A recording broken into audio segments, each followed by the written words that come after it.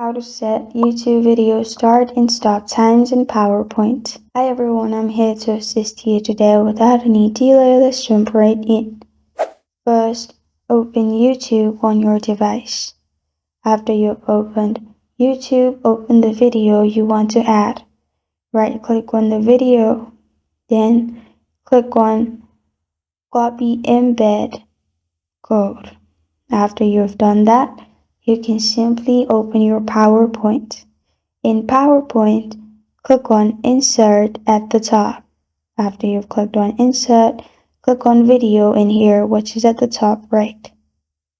Then, at the bottom, click on Online Videos.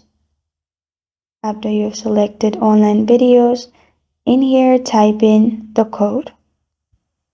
After you've pasted the code in here, simply go to the front and simply press your cursor over front of title, and then type in start =, your time, and end =, and your time. Then press on insert and you're good to go. This is how to set YouTube video start and stop times in PowerPoint. Thank you for joining me today. If this video helps you out, please leave a like and subscribe for more. Got a question or want to suggest a topic? Comment below. Thank you for watching.